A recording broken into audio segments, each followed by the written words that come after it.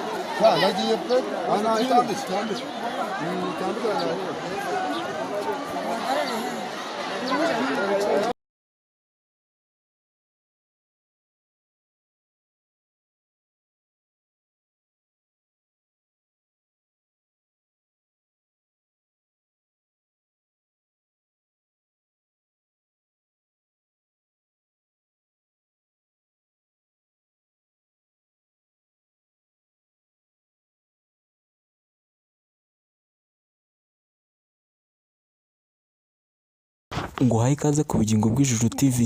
Aya ni amakuru agezweho ku Bugingo bw'Ijuru TV. Ubw'ejo twumvishije inkuru yabereye i Musanze mu karere ka Musanze mu murenge wa Gataraga ahazwi nko mu Rw'Inzovu. Twumva ko Bikira Mariya ngo yahagaragaye.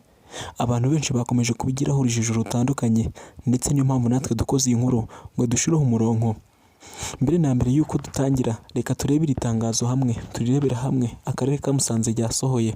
Nitumara kubyumva urahita umenya ibyo ari byo noneho ineza 100%. Akarere ka Musanze kagena itangazo abaturage batuye mu Rw'Inzovu mu karere ka Musanze mu murenge wa Gataraga. Banditse ngo muraho, amakuru yagaragaye ku mbuga nkoranyambaga ko mu karere ka Musanze mu murenge wa Gataraga habayeho ibonekerwa ntabwo ari ukuri.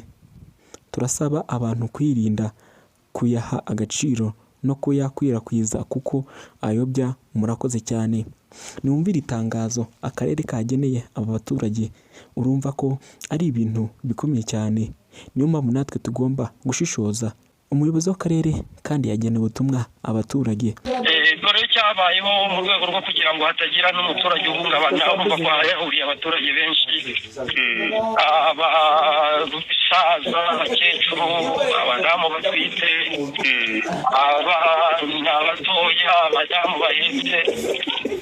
Urumva ibintu nkuru nk'iyo ngiyo y'igihuha hari n'igihe baca bihuta ako kanya. Mu by'ukuri mwabifashe nk'igihuha? N'igihuha nose ko natwe iyo twagezeyo ni inkuru itari ukuri. Mugereranyije hari hatariye nk'abaturage bangahe?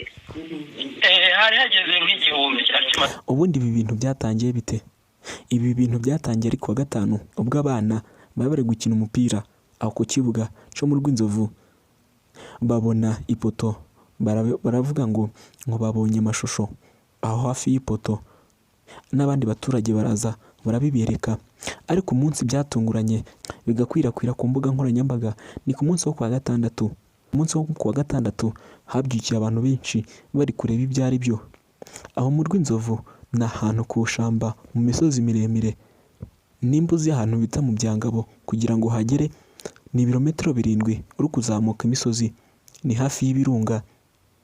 Kuva aho ngaho byabereye kugira ngo ugere ku birunga, ku ishamba ry'ibirunga ni iminota 30 zonyine uri kuzamuka n'amaguru. Urukumva ko ari ku ishamba.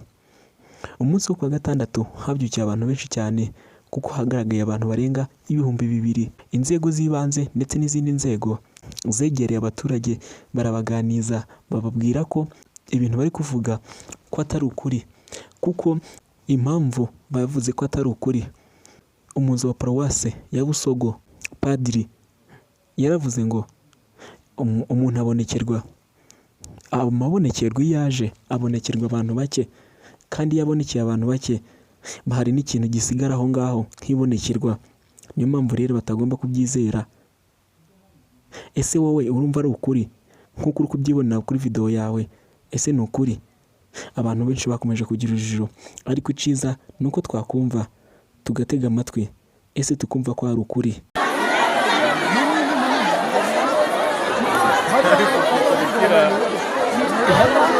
Shabuze ngo two